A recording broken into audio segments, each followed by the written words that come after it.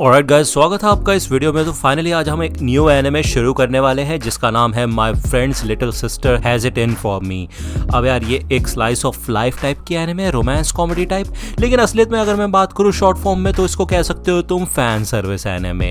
अब भाई fan service से तुम समझ जाओगे, इसलिए पहले ही बता दिया भाई क्या सीन है इस एनिमे का। तो चलिए फिर ये वीडियो शुरू कर लेते हैं भाई, बाकी बातें वीडियो के एंड में कर लेंगे। एपिसोड की शुरुआत में यहाँ पे हमें एक बंदे का सीन दिखाया जाता है। वो यही सोच रहा होता है कि क्या ये आम बात है कि आप अपने क्रश से बहुत ज्यादा रूड होके बात करो। मतलब यार ये थ्योरी ना मेरे को कभी भी समझ नहीं आई, ऐसा हो सकता है क्या? मतलब मेरे जैसा बंदा अगर ये सोचता है तो उसको ये सब बस झूठ लगता है, क्योंकि अगर तुम लॉजिकली ये बात सोचोगे तो अगर किसी इंसान के लिए अगर तुम्हारे अंदर फीलिंग्स है तो तुम उससे मीन होके क्यों बात करोगे भाई, बल्कि तुम उससे अच्छे तरीके से बात करना चाहोगे, है ना। यहाँ पे वो अपने घर पे आ जाता है, लेकिन जब वो यहाँ पे आता है तो वो देखता है कि काफी तेज म्यूजिक बज रहा होता है। वो यहाँ पे अपने रूम में आता है तो वो देखता है कि इधर एक लड़की है और वो भाई स्पीकर में बहुत तेज गाने बजा रही होती है लिटरली। और भाई जैसा मैंने बोला था भाई स्लाइस ऑफ लाइफ, और ये बंदा आते साथ ही इस म्यूजिक सिस्टम का तार निकाल देता है। अब यार ये बंदी उसको सेनपाई सेनपाई बोल रही होती है लिटरली। वो ये कहती है कि आपको शर्म नहीं आई किसी और के रूम में ऐसे घुसते हुए? तो ये बंदा कहता है कि देखो यार ये मेरा ही रूम है और इतनी तेज आवाज में गाने क्यों सुन रहे हो तुम? ये हेडफोन क्या दिखाने के लिए लगा रखे तुमने? नेबर्स कंप्लेन करेंगे। अब यार ये बंदी ना काफी टीजी होती है, ये यहाँ पे आके तेरों के मजे लेने लग जाती है, बेसिकली उसको परेशान करने लग जाती है। वो ये कहती है कि तुम बिना कुछ सोचे समझे मेरे रूम में आ गए, अगर मैं यहाँ पे कपड़े चेंज कर रही होती तो, या फिर तुम यही होप कर रहे थे कि मैं कपड़े चेंज कर रही होती हो।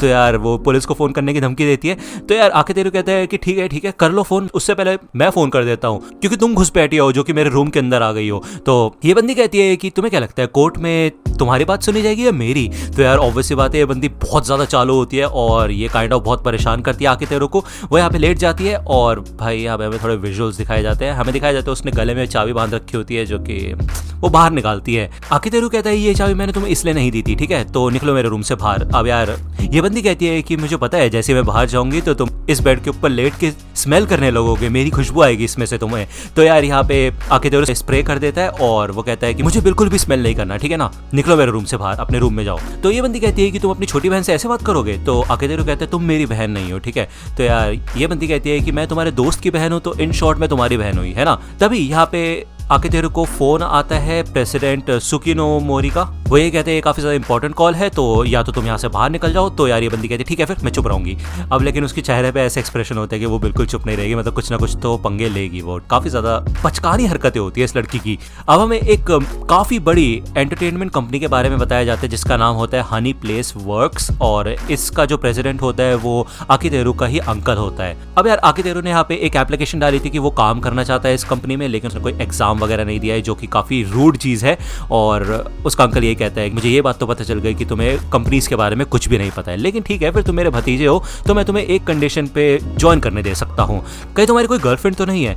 तो यार भाई ये बंदी तो एकदम एक्साइटेड इसको परेशान करने के लिए, क्योंकि भाई ऑब्वियसली बात है उसने सुन ली होती है सारी की सारी बातें, तो वो आके चिपकने लग जाती है आकितेरू से और म्याऊ म्याऊ करने लग जाती है, लिटरली बिल्ली की तरह उसको परेशान करने लग जाती है। अब आकितेरू यहाँ पे बहाने बनाना शुरू करता है कि वो एक बिल्ली लेके आया है और अब ये आवाजें कर रही होती है। तो ये अंकल बोलता है कि भाई ऐसा लगता है बड़ी शैतान मिल रही है, तुम्हें उसको सुधारना चाहिए। तो आकितेरू कहता है हाँ सुधारूंगा इसको, एक बार टाइम मिलने दो। जब वो म्याऊ म्याऊ कर रही होती है तो अंकल कहता है कि यार काफी क्यूट म्याऊ है, उसका ध्यान रखो, ठीक है ना। जिसके बाद वो फोन काट देता है। अब यार ये जो कंडीशन होती है वो मिलने के बाद बताएगा कि किस कंडीशन पे वो उसको ज्वाइन करने देगा। अब यार उसको भूख लग रही होती है इस बंदी को, तो यार आकितेरू कहता है टमाटो जूस रखा हुआ है फ्रिज में, वो जाके पी लो, काफी हेल्दी है और 100% प्योर है।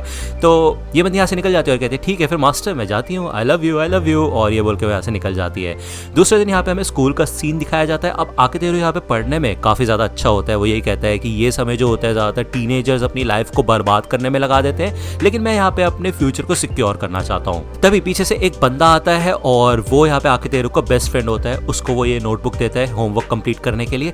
तो ये बंदा कहता है ठीक है फिर मैं इसके बदले तुम्हें कुछ डेजर्ट्स खिलाऊंगा, यार मैं भी तुम्हारे लिए कुछ कर सकता हूँ, ठीक है। तो ये काफी कमाल का बंदा होता है, इसका नाम होता है ओजुमा और ये इकलौता बेस्ट फ्रेंड होता है उसका। वो ये कहता है कि मैंने सुना था कि कल मेरी सिस्टर तुम्हारे घर पे आई थी, तो ऑब्वियसली बात है यहाँ पे इसी की बहन है वो ओजुमा की, और इन लोगों ने यहाँ पे मिलके एक प्रोजेक्ट कंप्लीट किया था जिसके बारे में ये लोग बात कर रहे होते हैं। जिसके बाद ओजुमा बताता है कि ऐसा लगता है उसको कि उसकी सिस्टर आकितेरू को पसंद करती है। तो यार आकितेरू कहता है यार ऐसा कैसे हो सकता है, वो हमेशा मेरे को परेशान करती रहती है, उसे बस मजा आता है। तो ऐसा कुछ भी नहीं है, और वैसे भी मेरे जैसे एवरेज बंदे के साथ वो क्यों रहना चाहेगी? तो यार ओजुमा कहता है ऐसा नहीं है, तुम यार काफी ज्यादा पॉपुलर हो, लगता है तुम्हें पता नहीं है। तब यहाँ पे इनकी होमरूम टीचर आ जाती है, मैथ्स टीचर कागेशी सुमेरे और ये इनको वेनमस क्वीन बोलते हैं भाई, काफी ज्यादा खतरनाक टीचर होती है ये। तभी एक बंदा भाग के आता है, वो कहता है ओए ओबोशी तुमसे एक लड़की मिलने आई है, वो भी बहुत क्यूट। तो यार यहाँ पे ये बंदी आ चुकी होती है फाइनली और वो यही कहते हैं कि हम दोनों साथ मिलके चले। तो आकितेरू कहते हैं ठीक है, फिर ओजुमा को भी बुला लेते हैं और हम साथ मिलके चलेंगे। तो ये बंदी कहती है नहीं ऐसा नहीं है, हम दोनों चलते हैं, सिर्फ उसकी जरूरत नहीं है, ठीक है ना, वैसे भी हम डेट पे जा रहे हैं तो हम दोनों कपल है ना। तो यार ये सारे के सारे बंदे तो वैसे ही जल रहे होते हैं ये देख के कि यार इतनी क्यूट बंदी कैसे पटा ली इसने। और आकितेरू कहता है यार ये क्या चल क्या रहा है ये। अब यार ये बंदी तो अपना मुंह बंद नहीं करती और बोलती रहती है बार बार लगातार कि हम दोनों कपल है, हम दोनों डेट करना चाहते हैं और हम दोनों डेट कर रहे हैं और एक साथ रहते हैं। तो यार आकितेरू उसका हाथ पकड़ के भाग के ले आता है इसको, वो हंसने लग जाती है पागलों की तरह और ये सारे के सारे बंदे फूक चुके होते हैं उसके भाई को छोड़ के। अब यार यहाँ पे स्टेज के पास आके आकितेरू उसको डांटने लग जाता है। वो कहते हैं यार ये क्या चल रहा है तुम्हारा, तुम्हें समझ नहीं आता, चाहते क्या हो तुम। अब यार मैं इस बंदी कह रहा हूँ, इस बंदी का असली में नाम इरोहा कोहिनाता होता है, इरोहा बोल लेंगे इसको। अब यार इरोहा ने कल की कॉल सुन ली थी, इस वजह से वो यहाँ पे जानबूझ के उसकी गर्लफ्रेंड बनने की एक्टिंग कर रही होती है, क्योंकि उसे पता होता है कि यार उसकी एम्प्लॉयमेंट की कंडीशन ये थी कि उसकी कोई गर्लफ्रेंड नहीं होनी चाहिए, इस वजह से वो उसको परेशान कर रही होती है। ऐसा लगता है आकितेरू को, ठीक है। उसको यहाँ पे धीरे धीरे करके काफी ज्यादा गुस्सा आने लग जाता है। वो कहता है कि देखो मेरा फ्यूचर दाव पे है और उसके बीच में टांग मत अड़ाओ। वो यहाँ से जाने लग जाता है लेकिन पीछे से इरोहा आके उसको हक कर लेती है और ये कहती है कि आपको दिखाई क्यों नहीं देता सेनपाई, मैं इतनी कोशिश करती हूँ लेकिन आपको कोई फर्क ही नहीं पड़ता। अब यार ये सुन के तो आकितेरू की हार्ट बीट तेज होने लग जाती है उसने, क्योंकि उसको पीछे से आके हक कर लिया होता है और यहाँ पे उसको इमोशनली टॉर्चर करना शुरू कर देती है। लेकिन जैसे वो समझ जाती है कि शर्माने लग गया आकितेरू, वो कहते देखा फंसा दिया तुमको, मुझे पता ही था कि ऐसे कन्फेशन वाली चीज से तुम बहुत ज्यादा परेशान हो जाओगे और क्योंकि तुम मेरे को लड़की मानते ही नहीं हो ना, तो कैसा फील हुआ तुमको। तो यहाँ पे भाई आकितेरू के कान भी लाल हो चुके होते हैं लिटरली और वो कहता है आज के बाद तुम्हारी एक बात पे यकीन नहीं करूंगा मैं, समझी। तो यार इरोहा को तो मजा आ रहा होता है, वो ये कहती है कि बहुत क्यूट लग रहे हो तुम और वो यहाँ से भागना शुरू कर देती है और आकितेरू उसको पकड़ने के लिए जाता है। इस रात को ये लोग यहाँ पे एक कैफे में आके मिलते हैं, मतलब इसके अंकल और आकितेरू, वो टर्म्स एंड कंडीशन के बारे में बात करने के लिए एम्प्लॉयमेंट की। अब यार अंकल बताता है कि यार तुमने ये जो गेम बनाया है काफी ज्यादा कमाल का था, लेकिन यार आकितेरू कहता है ये मैंने अकेले नहीं बनाया, मेरे साथ साथ और भी लोग शामिल थे इस प्रोजेक्ट में। ओके तो ये लोग 5 होते हैं टोटल और इन्होंने ये मिलके गेम बनाया होता है जो कि काफी पॉपुलर हो गया होता है और थोड़े समय पे इस पे 1 मिलियन डाउनलोड्स पहुंच चुके होते हैं। लेकिन आकितेरू कहता है कि अभी हमें और आगे बढ़ना है और वैसे भी यार आपकी कंपनी में तो मिलियन डाउनलोड्स बहुत छोटी चीज है। तो अंकल कहता है कि देखो यार तुम इंडिविजुअल हो और तुम अपने प्रोजेक्ट को हमारी कंपनी से कंपेयर मत करो, तुम सच में काफी ज्यादा कमाल के हो और ये तुम डिजर्व भी करते हो, ठीक है ना। तो यार ये लोग खाना वगैरह ऑर्डर करना शुरू करते हैं। अंकल बताता है कि ये लोग 3 हैं और एक और जना इनको ज्वाइन करने वाला है थोड़ी देर में, जिसके बाद यहाँ पे एक लड़की आती है ऑर्डर लेने के लिए। तो यार अंकल उठता है और भाई अपना चार्म दिखाना शुरू कर देते, उस लड़की को बोलते तुम्हारी फिंगर्स बहुत अच्छी है। अब यार ये सुन के तो ये लड़की शर्माने लग जाती है। अंकल कहता है कि क्यों ना तुम डिनर के बाद मेरे से मिलो। तो यार ये सुन के तो आकितेरू बहुत ज्यादा शॉक हो जाता है। अंकल कहता है कि देखो यार ये चीज करना जरूरी होता है वरना लोगों को पता कैसे चलेगा तुम उन्हें पसंद करते हो, है ना। अब देखो उस लड़की को वहां पे जाके कैसे शर्मा रही है, मैं 1-2 बार और बोलूंगा ना उसको यही चीज तो वो पक्का पट जाएगी। तो आकितेरू यहाँ पे उठ जाता है, वॉशरूम में जाता है। अब यहाँ पे एक यूनिसेक्स वॉशरूम होता है, वो यहाँ पे जब इस डोर को ओपन करता है तो एक लड़की बेचारी बैठी होती है और देखते साथ ही वो उसको मुक्का मार देती है। दूसरी ओर यहाँ पे इरोहा होती है जो कि एक रिकॉर्डिंग स्टूडियो टाइप में बैठी हुई होती है। इधर एक और लड़की होती है जो कि उससे पूछती है कि तुम दोनों के बीच में क्या चल रहा है। तो इरोहा कहती है कुछ चल ही तो नहीं रहा हमारे बीच में। दूसरी ओर यहाँ पे हमें फिर से दिखाया जाता है आकितेरू का सीन। अब यार ये अंकल की ही बेटी होती है, बेसिकली आकितेरू की कजन होती है ये बंदी, जिसका नाम होता है माशिरो। अब यार माशिरो के साथ बचपन में वो खेला करता था लेकिन अब वो भूल चुका है उसको।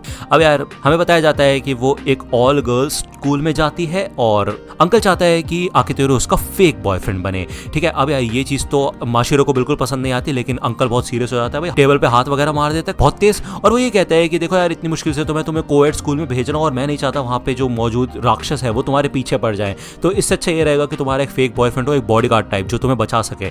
तो यार इन शॉर्ट यही रीजन होता है उसका। ओके तो बेसिकली आकितेरू का स्कूल ज्वाइन करने वाली होती है माशिरो और माशिरो को ये आइडिया बिल्कुल भी पसंद नहीं होता है, लेकिन भाई यही कंडीशन होती है। अब यार ऑब्वियस सी बात है कुछ तो रीजन होगा इसके पीछे। अंकल बोलता है कि ठीक है फिर मैं तुम्हें बताता हूँ कि रीजन क्या है। भले माशिरो उसको रोकने की कोशिश करती है लेकिन फिर भी अंकल बताता है कि यार माशिरो काफी टाइम से स्कूल नहीं जा पा रही है।